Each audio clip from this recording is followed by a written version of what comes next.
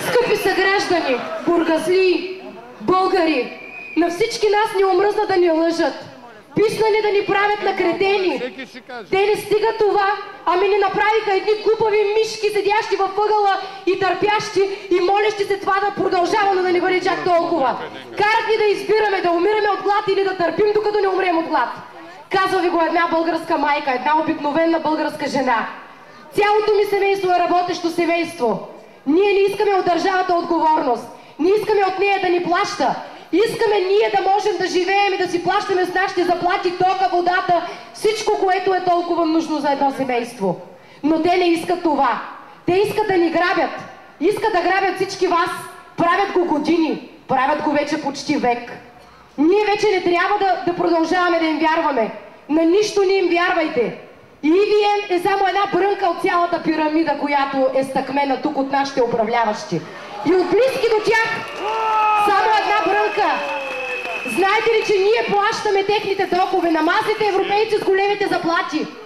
Статистиката е, че българският народ не е само се топи прогресивно, а и нашата територия вече е изкупена от тях, от всички тях. Руснаци, австрийци, германци и всякакви други.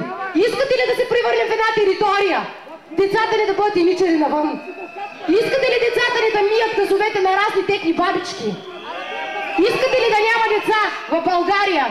Искате ли майките и бащите ни да умират от глад? И да не могат да си плащат с труда, с честния си труд парното? Искате ли всички да умрем? Да ги оставим, да ни продадат държавата? За да могат господа европейците да се ширят тук, да си ползват инфраструктурата, създадена от господин Б. за да не политизираме нещата. Искате ли всички да ни изгонят? Защото те точно това и искат. Да ни изгонят. Опитаха се да превърнат генетически здравия български мъж в педал. Направиха ни Министерството на войната в Министерство на отбраната. Какво ще рече? Че античният български народ вече е почнал да се отбранява. Само да се отбранява. Какво тогава да направим ние? След като няма да има бащи, няма да има и майки, прогониха мъжете ни в чужбина по горбети. Прогониха децата ни. Благодаря ви много! Кажете им едно вън на EVN и на всички тези, които ги подкрепят! Оставка!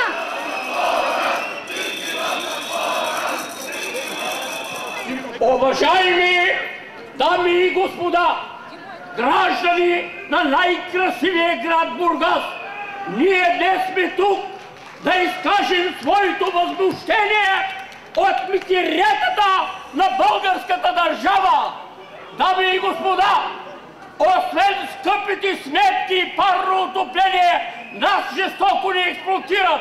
Държавата, без мнението на народа, праща платени убийци в други държави, Иран, където струва един войник на ден 80 евро. Връщане на българската армия в родината. Незабавно изгонване на жестоките експлоататори от родината. Ние сме силни. Затова един велик българин на времето писа: стани, стани, юнак балкански, от сън до Бог се събуди. Добри Чунтулов, аз благодаря на всички граждани, които се събудиха.